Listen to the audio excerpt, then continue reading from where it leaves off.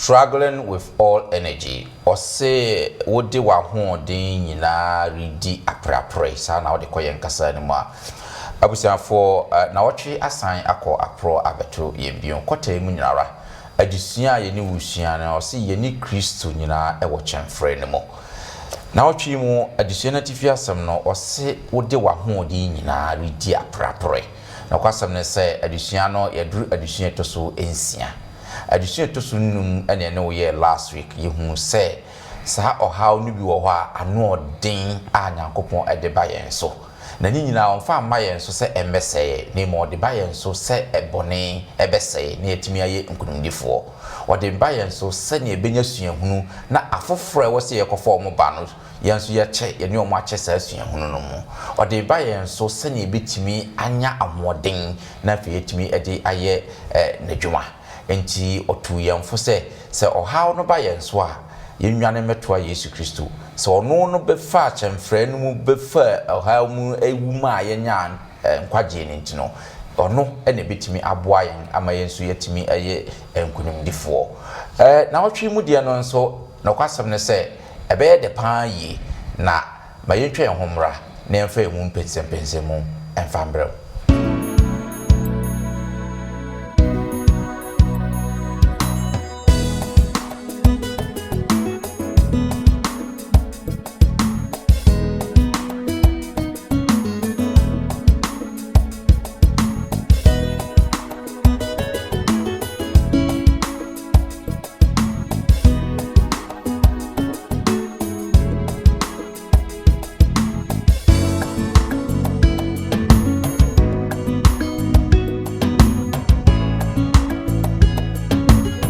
So otamfo bunzam anaso otamfo ba kopa oha ye mpeno pa no e yatenka ohwa Onyankopon se dwumadi a ode amaye enyi tumi enyi ahode na ye Onyankopon tumi Onyankopon edi dwuma no e wo nyame oba eni nyame eja no ene e wasa kronkron no de wayi akyere wo waka kyerɛ se eni emfa wo nsanka yebesan ama munyina akwaba na afi yede enhia sonko so efiyen aginkwapa Yesu Kristo nchen ede ama munyinara yeda masenso se de biara na otwibiara mode mafidie ede to hase na mone laden Ghana memenda akwandrefo Sabbath school ena afi trosemu empensempensemu na otwi mu na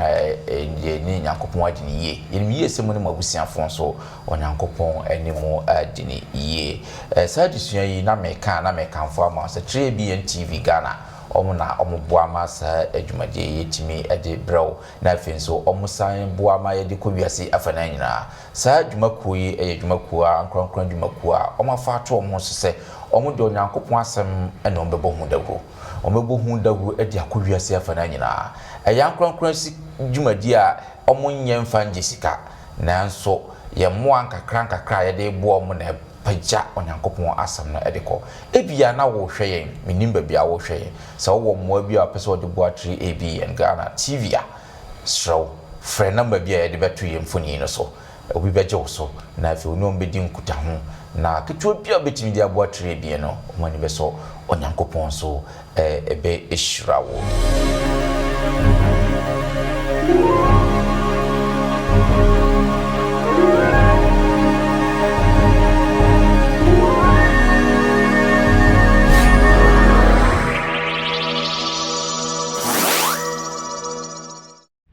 You can contact us on 3ABN Ghana on WhatsApp number 0577-654896 or call us on 057-654896 or email us on info@3abnghana.org.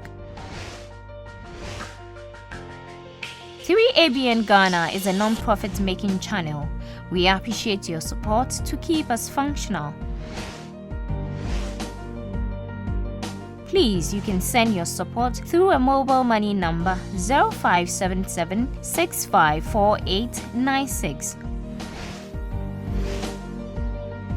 or EcoBank account 3 Angels Broadcasting Network Ghana 016008453096101 University of Ghana Main Branch.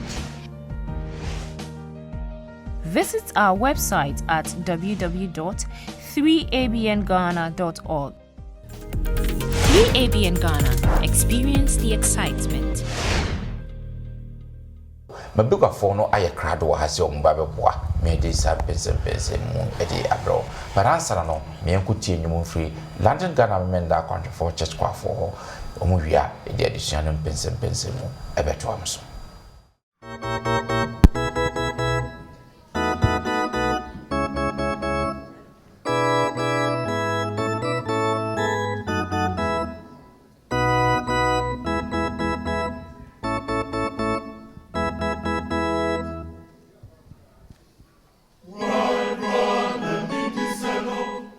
Why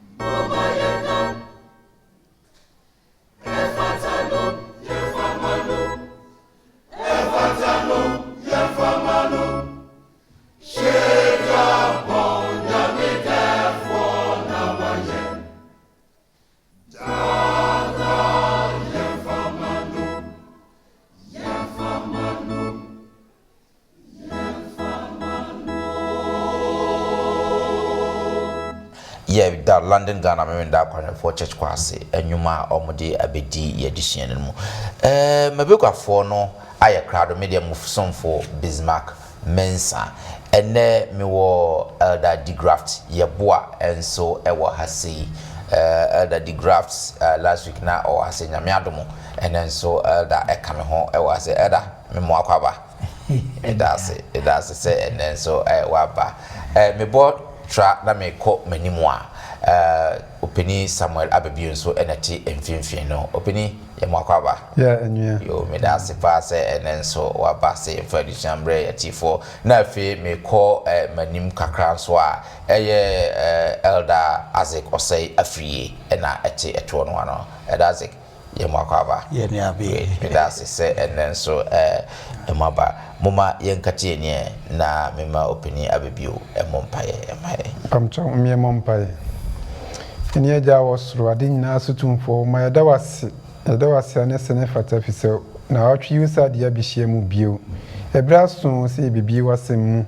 ye be kyerɛkyerɛ ni ayenim ye ahode ni etumi ni nyansa de ye ntimi mfa enkyerɛkyerɛ ntiase da ti esro se ma honkonkron no be kan ye ho na onye ye kyerɛkyerɛfo na ne ye be sua ane afoforo achebia no enya nsunsuanso papa na onya mfaso nso ye nyina so wadum ti amen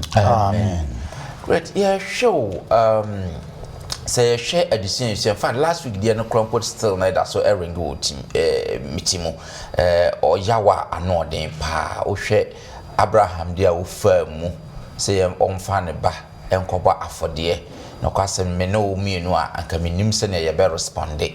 Hosea odini pa okasem na okasama nyame na edrum pempenso bi ewo sesebe oba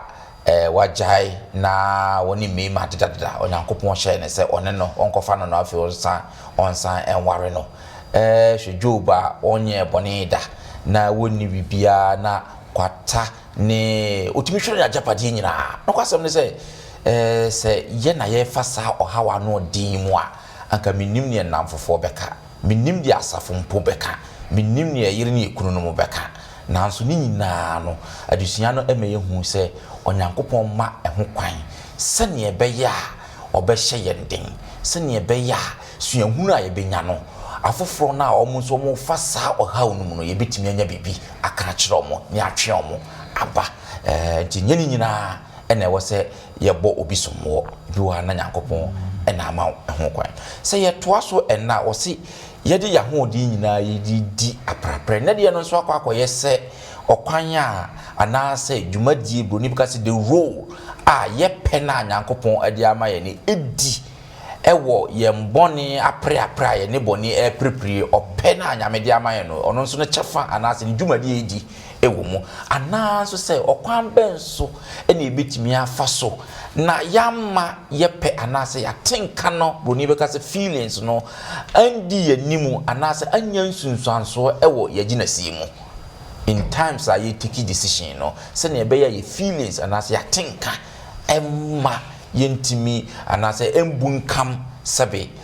ne wase aginasi ewesi no yema atenka no embunka emfaso eno na no kwasemi sa na otwi mu nyina no ye pese yehwe ya king cancer na se ne yegina so dia hwe adusuan mu nua kolosofo ehoma no echi ba ko imu adunon kron Colossians chapter 1 verse 29 ena ye gina so na fe ye dia hwe ye adusuan mu se da wa ye kradwa 129 yes kolosofo eno ho so ana meye adwuma mebre na medi aprepre sede na hoɔden adwuma a ɛyɛ no mimu etume so no etie amen okay great way ngoma Paul chokoma kolosofo no emu atrapo ebi ne afa na ye komu no ye behwe na fe yehu sene esitie ye hwe aprapre a ye de yehu ya hoɔden nyina ye didi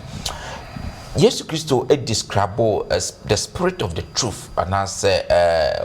or say no honhom and no kre honhom no so we can John chapter 16 verse 5 no at the banoa that's why a kradwa passage bi wo ho no aken kansen bi wo ho a Yesu Kristo frɛ honhom kronkron no sɛ nokore honhom no na eno no opese wo kyerɛ den de na wo se honhom kronkron no bɛyɛ amayen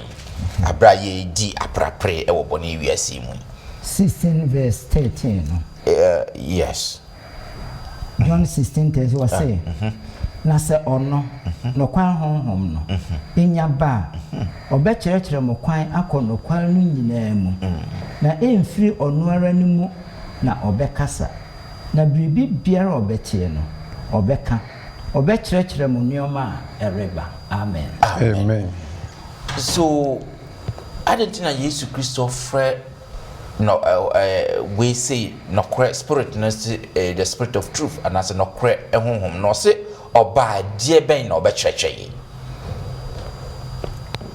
yo honhom kronkron na se me fan se oka se honhom na ye honhom kronkron ho asem na oka sa ha ye wonyame agya nyame oba nyame honhom kronkron se nyame ba se nyina no omubom eye baako sa enti se de onyankopon ye nokore no saa na Yesu oba no ye nokore saa na honhom no so eye nokore sa ena sese no honhom kronkron no ena Yesu ekɔ no wo hye bo se wode ne ma ebegya no yes enti ese nyame ema nyina no ye ne honhom kronkron netie na ono ena Yesu nokore no ne nsɛm wo bɛka ye ne de obegya ye nyina no a wodi gya ye no ode echi agya honhom kronkron na one ye nte a one na ekyerɛkyerɛ ye one ne tuyenfo one ne kasa kyerɛ ye one no oboa ye ye bibia ye dan no enti honhom kronkron no edi dwuma no ɛwɔ nyame oba ɛne nyame agya no anemu ɛwɔ asase so enti no ofre no nokware honhom fi se ne nsɛm ni nyina ɛyɛ nokore ɛni nti no ofre nse nokore honhom no ɛna bi wo se oba wode nokware ni nyina emu ehunaye wode bema ye se de be ya ye nam so bema ye be hu ye nyankopon na ya gi na die no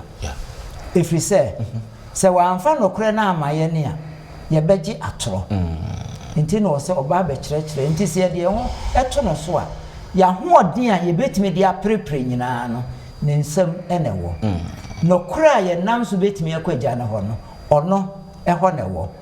nti ono ene bɛboa ye am yetimi agina ye nyankopon agenkwa a ode ne nkwa bɛyɛ agede ma ye no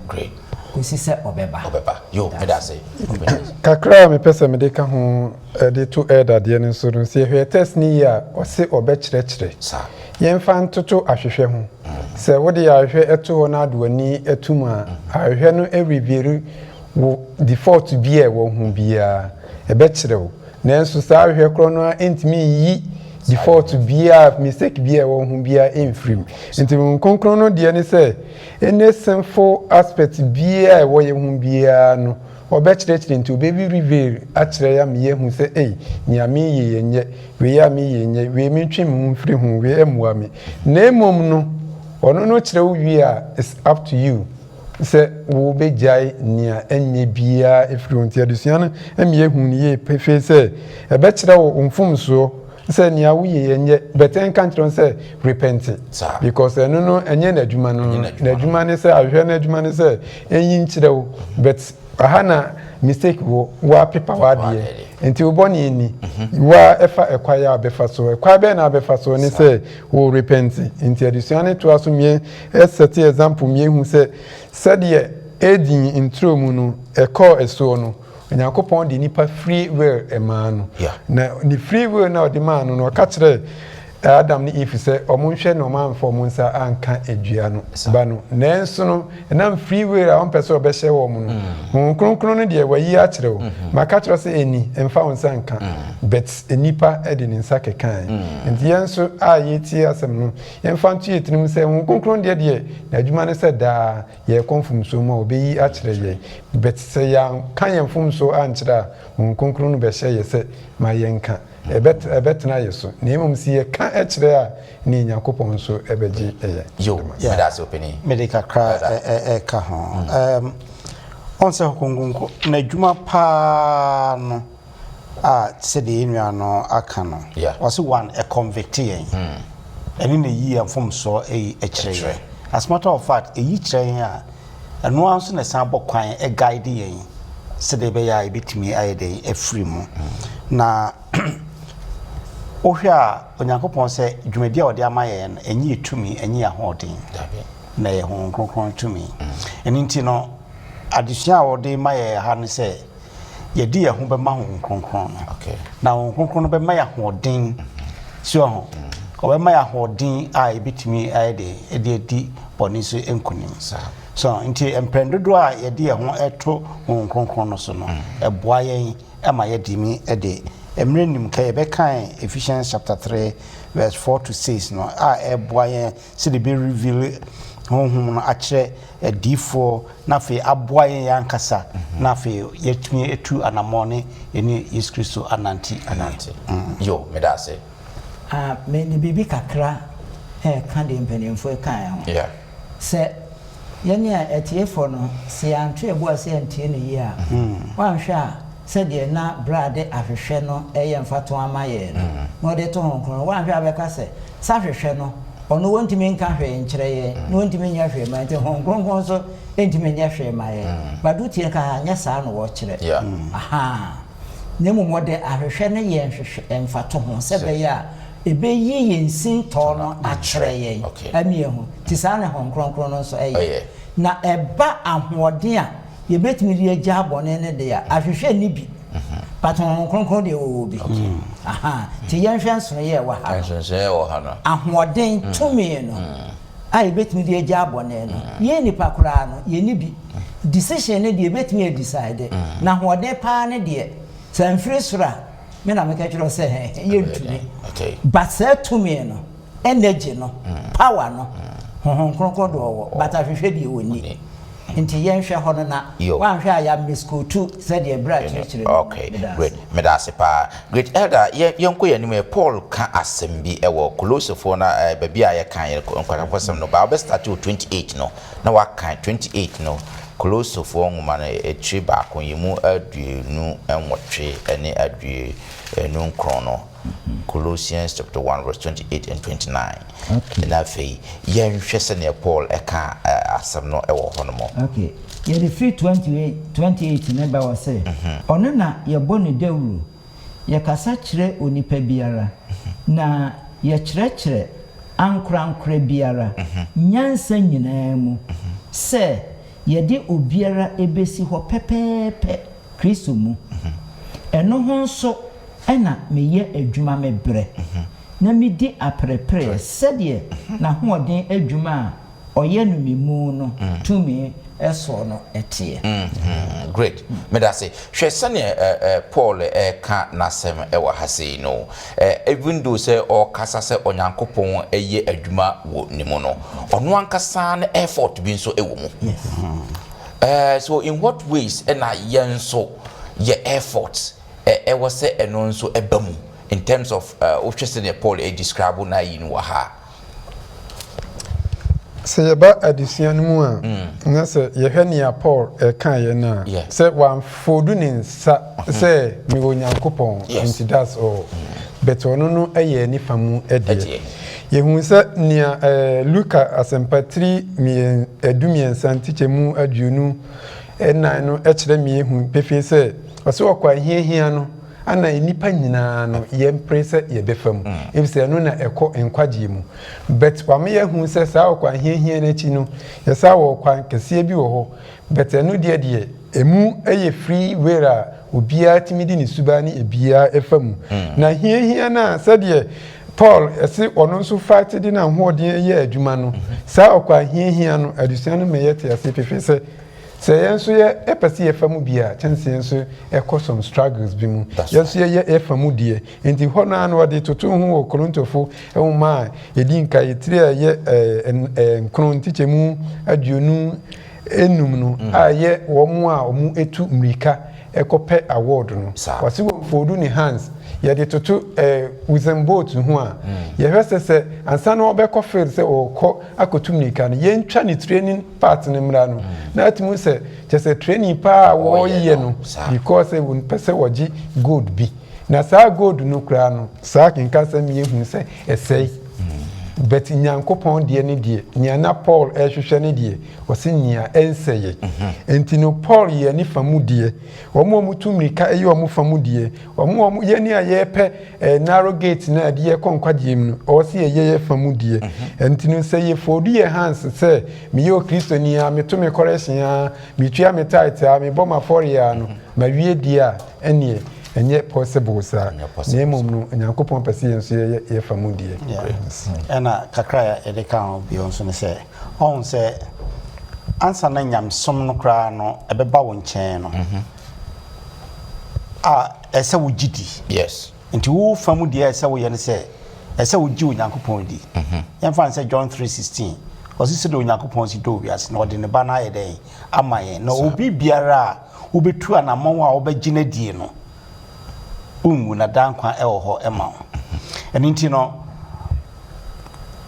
o de asem na mayen na wo fam dia ese wo ye ne say you need to take a decision to follow Christ. That's right. So eni nti enema ne bi wo ho no mo a konkron no eyi na di kire yen ebia na yen sanom ebia na bibi a enkoyie ewo abrabom sa ese wo take a decision se ubejai na wo take sa decision no a na wo Nyankopon aye den anaza wo kronkron na aboa wo amawa hoden a obetimi de ejai no ntino wo de wo ya wo te ho na ka se me de sa na mabrabo ne tie ensano me de me ya mintimi nyai na afutu ahoro bebre eba also me de mintimi nyai ese wo sinkete so ho yes wo make a decision say ade we nyame say enye so ho intimi nko ho sa na wo bra wo be ye wadwen saa no na ode na hodin na yeden aboa wo ama wo decision na wo take ye no etimi awie peye yes eni nti nuanom ye bra bo no a ye bo ni nyina no enye easy saa so ho baron konkron no e wo so beboa yen but won konkron no boa wo beboa yen no won say agisi take decision enti Jesus Christ say John 15 was say mo trame mu na me so metimu mu a mo beso aba bebre enti wo ese wo take decision say wo be ma Jesus Christ ho kwan na obaye den obetra wo mu na se Jesus Christ obetra wo mu dia ene de o pese wo ye bia no wo betimi aye funso bia pese wo twe ho firi ho bia no wo betimi aye den atwe ho afiri ho yo memfa kakra bi nka de mpanimfo ekae ho yeah sisi ya memfa nkoye mai Ghana mu na yenhwe woni a won pese wo mo bebre na obefodo na but bibia asetremu bibia wo pe sese ye peka ye pefie nanso adwuma de menyo sa enti wo be ye den no anya saa ne ma no enti ene ye wo de na wabre enya no wo da na maba bi wia so sa eti wo se yen ya setremu kura no se wusu obedidia untumi nka asem wa won bank to kokoso se aduane mra ma mindi se wo ye adwuma sa hwe ye nkwaje ankasa ho no untumi fa ansa se magi Yesu edi na asore na wote ho for you arms nanso Awurade bo ba befama ko heaven Paul say wo de na hoden ye adwuma bre enso hwane na ma na hoden no honkronkron enti kian kan se honkronkron kuta power ne de kese wa Paul agina de na chese enu an se efuru sa Paul wanye hwe kra ne da bi mana onyankopon to free soro de ma wo na nyu already made you okofa ni wabisi na waye na aduane ansa no wadi enso Bible say wo ma won mana aduane di enti adwuma ye wo ho if it's a garden of Eden onyankopon bo adwuma ma onipa adwuma ye enye bone eti ye ne ayete ho ayempese ye be ye hwe nanso ye bedidie ne de eye mfunso ewo nyame anem enti ye hwe ne ye medase nti osaka no kra se sabra ewo mu ye mfa suro ene ahopopo enye enkwagye ho adwuma so which means say enema bi wo ho no mo a ese wo sinkete say ade we mentimi nya de menkɔ ho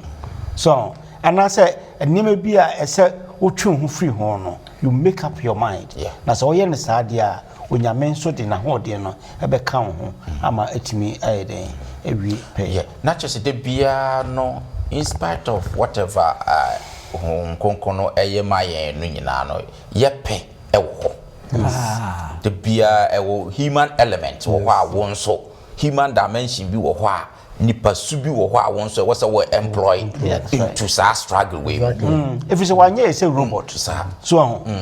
wanye say robot nyame ayi sheda ayeyan ama ya adwen no ewo say etimi di take decision na say etimi de dwen na ye na adwuma say no so etimi yo na say human divine combination say no all can all say no great onipa no nyankopon kabo mu no sa na ye no great yen kwere animo na fe yen hwe oka asem bi wo ha say otamfo ba kwa oha yen pepa yatenka say yen pe wo ho no mo na atenka no ho the will and the feelings two different elements and they do akotre no so otamfo bonsam anaso otamfo ba ko pa oha ye mpeno pa no yatenka so twosemu ye wo nhwesode a ebinum asi aginaye a egina won atenka so wa gina na atenka so no dia take sa decision no na so say odi asi sa agina no na ne nsunsuanso ekoye esan e wo twosemu yo no kwasem ni sa enema amienu a wo ka ho asem yi ewiase wi aye wo mu ya ma ne hunu nyina ene no efri se well no de open de wo ho de ode be ma no wa so no de ye adwuma but when we say atenka no de wo tenka a wanya no eno se ye bone a de wo be paw no wapa wode ama well no edu be wie bone okay say ya de panso dia ene ode ma wo pe no a edu be wie papa nti say dia wo ka tenkan ayade a ye ku yie na wo mu say Garden of Eden no sa tenka no ene ye adwuma ewo Hawa emu if you say no kwasem ni Genesis 3 no wo hwe nkomodi e course nyina no a ko wie no o say na oba ne hu se dua ne yese odie so ahu enti na tenka no ena ede ma no enti atenka ya hu so odie ehwa na ode ma ope no ena decision no take place na chese decision no adwen policy dia na de di so ne action ehwa action ne se okote ye enudi enti se de o kana atenka no eyade a esi ehwe ne yie na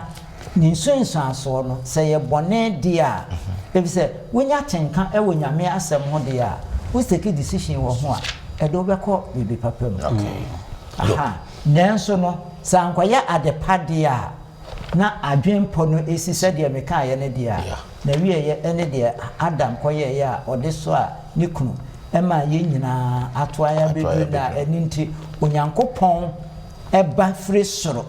ede ne nkwa abehunu ayayade asenua ne so semi no mi no benye ogie enti yo medasa fenche ma opinion abebio mbram na sa atinka kro no aye kana no na trosem no e kan na sedusian mi ehu wo 2 Samuel chapter 11 verse 2 to 4 no say Abraham na David nso eja na pamfo ekwai mo mukọ okon no no eni na nenam ni roof so a no na ni ekobo be shawa eso ne ho eye na kono eye ne fe into the word feelings no se tore bia ya na ye panifo kan bi se unti obi feelings hawa wo mu a menka se minim feelings na wo komu no nipa na wo mu no enenim hawa wo si efiri se yehwe David enka o mami no a etwa no ho o yerenum a ma bia kra o pel sabenya but the moment a ohun oba no ene ne nani etos no said ye if ani ehu duaba no ɔse ɛyɛ ne fɛ enti de mo a wo di wani ehwe ade mo no even aware mu kura no yɛsɛ wo ne wo yere etena de mo a mo kɔ ni mu mo no na sɛ unya more feelings ɔdɔ no ɛkɔ ni mu de mo a wo hwɛ ade potin na fie na psychologically no a rule mind enti a rule mind no na fe ma ways and means ubetimi afa so edi awene sa adekro no enti David ani bo oba no so na no e kan na kuma from na kuma no afi ekɔ ne mind mu afi no na ebema ideas how to go about it ho na emotions no nso eba be wura mu afi na feelings no nso apre edi animu enti anuanom emre bia no obonsam epeye awia ene de ofa ye mre ye ekwa nso a obetimi di awe ne ye nti yenhwe ade a ye de feelings nyina di a kire mo ni ade adwen koso mo no se eye papa ebewie se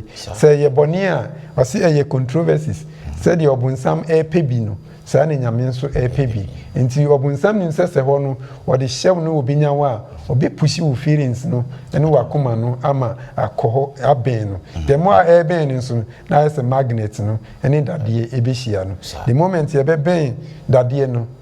na magnet no achi no aben no enti yenhwe e feelings ye yo medase okay great medase yenhwe Peter etu afo bi wa hase ne ose na kenkan for no ede ya omonye First Peter chapter 1 verse 13 Petro nguma edikan no echi baako emu du miensa no oka asem bi wo honomo yenhwe ne yenhwe se yebetumi anya ntiase bi ne opese ye First Peter 1:13 First Peter 1:13 was say enti momo adwene mu aboso mo ani na ho na momma mo ani ena adoma wode rebrɛ mu Yesu Kristo ahoyie mu no esokra ti osha afutu be na Peter de maye wo hase yeah asama o kan ho no ye mo ya dwen aboso so te yensi adwen pi so nti no de o ka kire on say awose bibia mu no yesu yetimi hye ye ho den so ese yetimi hye ye ho den so wantimi an hye wo ho den a am se bible no ka bi say sabre no waduru ba bi a wonye nkwara eduru mre bi na ka wo no milk basisi de wo ye den we don't pay so nti no ba bi a waduru no ese na me no obi ka asembi na me say Christosum the waduru no the maturity maturity wo Christo Yesu mo no ese koduru japa bi say sabi obi ntimi nka bibi ma wo nyaa asore no sa wo hu se de wo hu no ya de pa obonsam e play nti obetimi obemu obi aka bibi na wonso adekro no ahaw yes na chese bia wapo nyame anase oyi but so wo si wadwen pia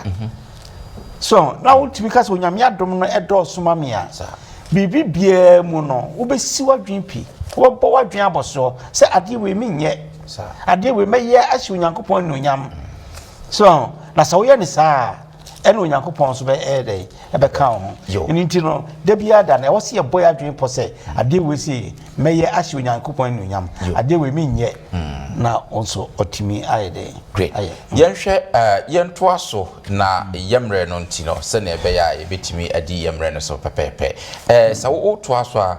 yenhwe Yesu Kristo eka asembi wo Matthew chapter 5 verse 29 yenhwe asema waka no ho Matthew chapter 5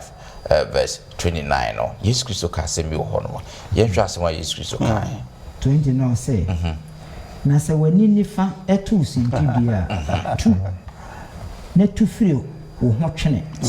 na eyema wo se wo ho akwa mu baako ebesei na wamfa wo nipadua nyina ankoto amanihunu ekurum great sasem we no yedi yadwene esidi Yesu Kristo ase akan ya sai na yente ase yemfa anase na den no pese o kire yen poten wa hase So the share apra ye pre. Additional Ekan baby Jesus isn't calling us to harm our bodies physically. Not at all. Rather, he's calling us to control our minds and therefore our bodies, no matter the cost. Okay. Imagine say mahun say me feelings nyina no anase me pain nyina no adie we adie me pepa fancy sichire na me pepa doctor nso aka kire me say the more me di sugar no the more na menya bibi problem bi ti say ebia diabetes anase yare ahuduro bi anase nchene na medi ni mo a entini mo a medi a menti but we nim the consequence ewo wanim enti no we no o manya atiase pefe say bibi wa radical commitment do ade no wo person ka wo ye wani ye a wonso a wani je nanso no hwe the future. Okay. One share the future no near a debrewo, ness one trasoa, one share bedi na kononechi. Example, Tamana me wo Spain, maybe I'm the enfatuhum. Ye coscunes ye mat breaker. Bonse, Rofnam no coscuni na ubia akofa, nensa, we akofa ni ve ni cigarette no akofa we afi, bonse mi kura me Fanta bi, na mi kura me sandwich bi, na me de boswa. Afi omo ba omo say, hey, somewhere to no baby, just a Spanish custom, no baby, and to no and son. You don't go to this school, I'm saying no. I said, case. I said, who cry away a day, and to an EG. I said, I'm not from him, 2 years sure to an EG. Omo family dear, Sanya Manina, or Moya, a boaworms. Ye family dear, Sensana Minuma, Minumsia, Minimse Boame, Semana and Pa, Minimse Boame, body no epe. Then Sunyamisi, the end result. One share, no one yaya, when yin to send ya we were ni bakuno, and for the rest of the body now move. What is that mistake bakuno, will be lose the whole of your body. I'm saying, as I said, watch it, why are they fire? Yeah, I'm saying temperance, cry temperance definition. I can say, a debia, any beer, chon free home. Yes. Import the papa no. Use it moderately. Yeah. So, and it yen church mono a boy say, and never be a was say, ye 2 more, you know, and so to me 2 1 among 1 to me and 2 1 among 1. Yame and mamma saw and sat and stop say ye. I said, wow. So, and never be one more, we have pleasure in it. That's right. Oh, pleasure no pa. But I said, I say we sink it. Yes. Now we bonsam onyame say yensi obonsam ho kwan no be den obi dwan afri enchen. Na eno ne ade a wo say ye bota e. Neme bia is not of God no. Mama ya dwen no enru sa maturity no say ade we. On say Joseph na ko ho kwan say Potiphar ile no ko be ni bibia. Yes. But was jinai esan nyame a woni wa gina di ntino. No can one akuma said no ade we me nye entia me nyankopon sir. So I didn't know can sir because when nyame a wa ye wa gina di na onye sa de no nti eno na ye nchiri me no e wo si esua na ye de ho to so na ekoba se e wo si take decision yo baby na e de nkwaje bebre ya enuanom ye take na onyame beka ye ho amayaye ahyemdi konkwan kitu abi amde so na psychologist ni bi ekan it's like character it's like a flat tire it is a car ne tire ba ko adwo ada say ube yi car tire na adwo na wa replace na the whole car ni nyina akọ ana say ube ja the whole car ni nyina eho because the one because of tire baako and it say esu baako bi aye wo mu no si anhwe ne se ma ne ye frata na nti ye beja the whole body no was as so a anhwe a ye be lose bibia but ye kai hu se e wo se ye sisa every sa tibia bi e wo mu ne move one step ahead you must go ahead and do it. Oh na asema Yesu kan unim asem bi e wo mu Yesu say tuweni baako sebe a wonfa nipadua nyina nkwama ne hunu kuro wono Yesu ya nso anifrafo nso a womu hade nso wosa wan yade ma wo ani hunade wono nso duru baabi nso wono nso se sunti dia binti we ni kura tu sa enti wa say Bible ka sem say na say wo fa na literal wonti asem wa Yesu ka ene ne bebre no say Yesu kura no Bible no kura ka setia no so na so hwe de mpanimfo di amayiya enye wani no awutu afiri ho no na de ka no a wo fa ye no ode ye fa ye eyife yes na de memeta de ye emfato pa ba ko se because say ye dependent no wa machine kakra no esi wo nyina no ayi be hyase ye friend shuttle na eno ne de bob ni hyemu de bogba homa ne fa ho a ne de hyemu no ho ne de hye na shuttle no tabro kitua bi da so ne tabro no not ebomu no eye kete ene ebomu tabro so ye kete na nche na kwa da homa no efa na echimu kakra se be ya emu bomu ase na sa boat kete no se etufiri ho a boat ketwa no machine ni nyina je so okoto twene na ho ni nyina na akete ni nyina je so okoto twene ana se ukope shuttle no fofra tabno ne da so na dia be so ntesa machine ni kakraka na esu ni nyina obi de chewa onche wo hwe acho bi so ahusani ete enti bone no enye ne kese ya kura sakrabanke toano kete no yes ena o ka wase o de ne energy nyina na struggle sebe ya obetimi agi saa de na free na setrem sebe ya on fa nipadua ni nyina enkoto amani hono etina Peter kan say yemi ani ndaho na yemfi ani nto Yesu Kristo a obeba be fa ye akono so that's right enti se wi wani no amfa be wan nya ba bia amfa ankoto a still ebesa awia na momu yi na nya bebe de to de a ene na chese enye vacuum eye occupied that's right enti akwa de ba kwa gate that's right nya baby kunya baby yo madam I say yen trust na afi yen sorry yen addition no so afi ne odi ewie no eye hia say ye be ye nkoden what the call Genesis chapter 32 yen nyina nim abasama e wo ho efa Jacob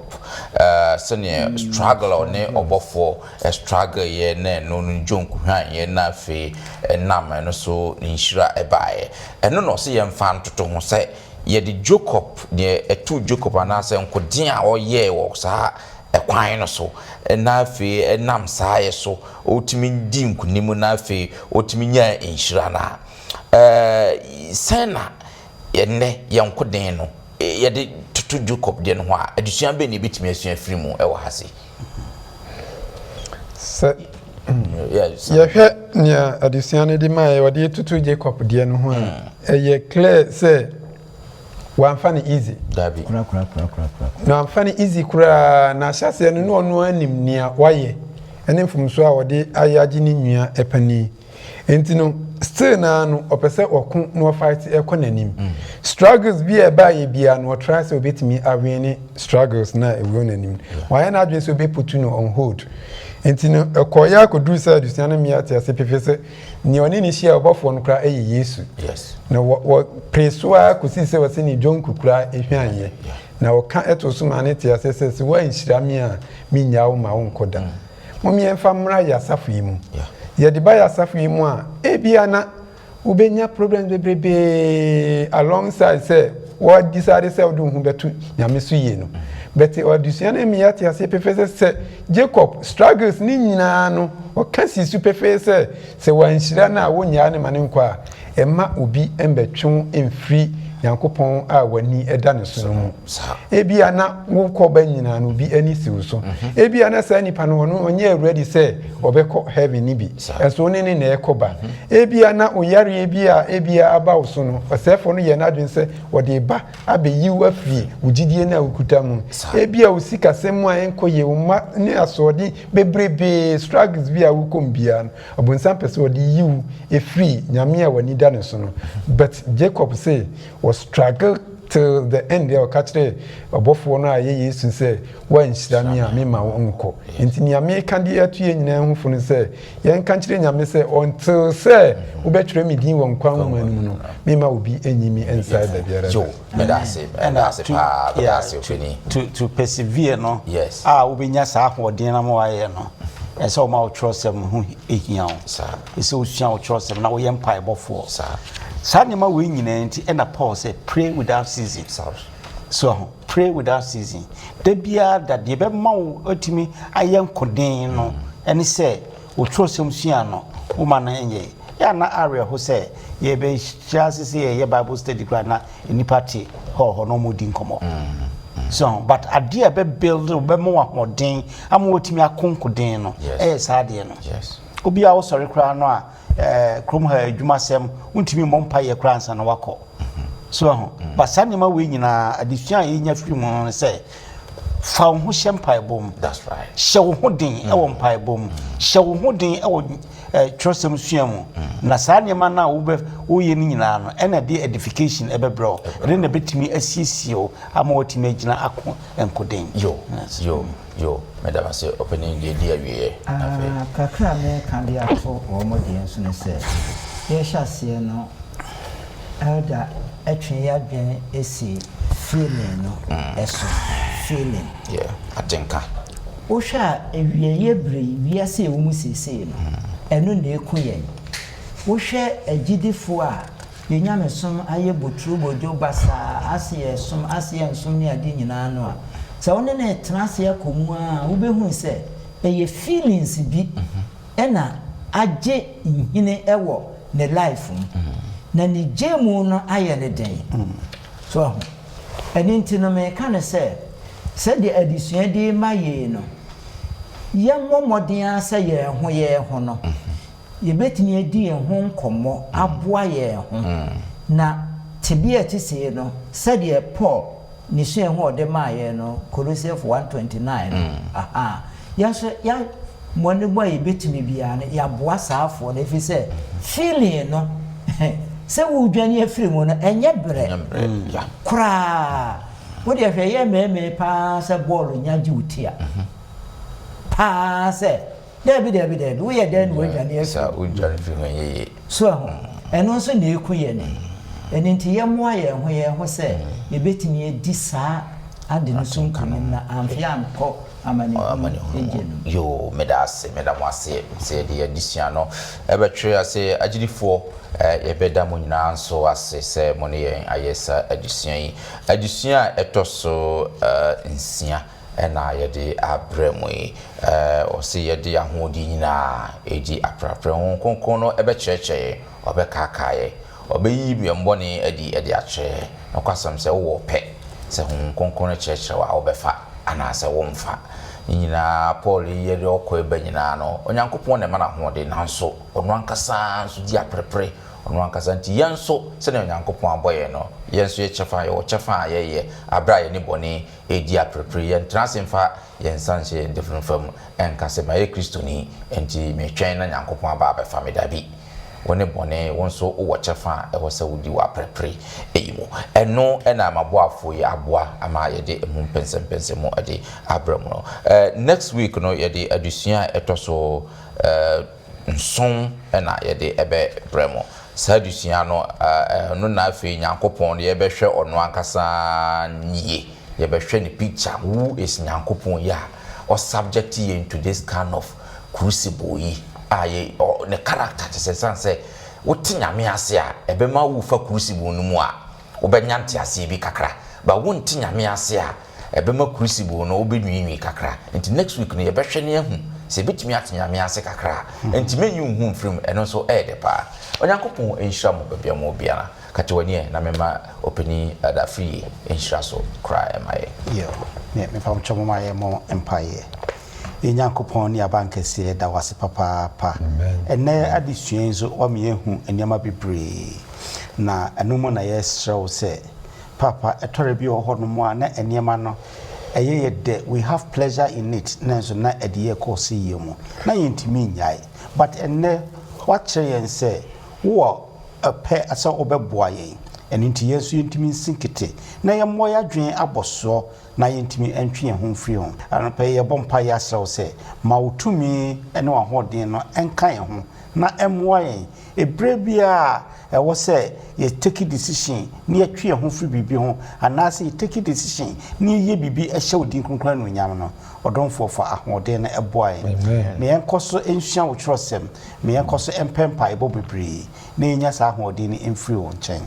yɛwɔ yɛtiefoɔ a yɛne wɔn kasa yi obi wɔ haw bi na sɛ wɔn pɛ sɛ wɔgyae na sɛ wɔntumi nnyae a asafo Awurade yɛsrɛ sɛ kɔ ne nkyɛn ɛma yɛn na hyɛ wo ho anuonyam na obi wɔ hɔ na bia yareɛ bi biribi wɔ hɔ bi a ɛha obi biara a o asafo Awurade sɛdeɛ wahyɛ yɛn bɔ sɛ wonnyae mu no kɔ yɛn nyinaa yɛ mmoa na yɛn nyinaa ntumi ntwe yɛn ho firi ne yɛntwe nyinaa ho na deɛ ɛbɛboa ma yɛahyɛ odin kronkron anuonyam no waboa wo ma ama yɛayɛ na daakye bia wopie wɔ anuonyam mu a ke ne wo ma itie yɛn nyinaa ɛbɛgye wadie no yɛn nyinaa anya nkwa ɛwɔ wadom mu yɛda wasese sɛ watie yɛn ɛfiri sɛ yɛbusa wo nyinaa wɔyɛ he ɛne agye nkɔpa Jesus Christ din mu amen.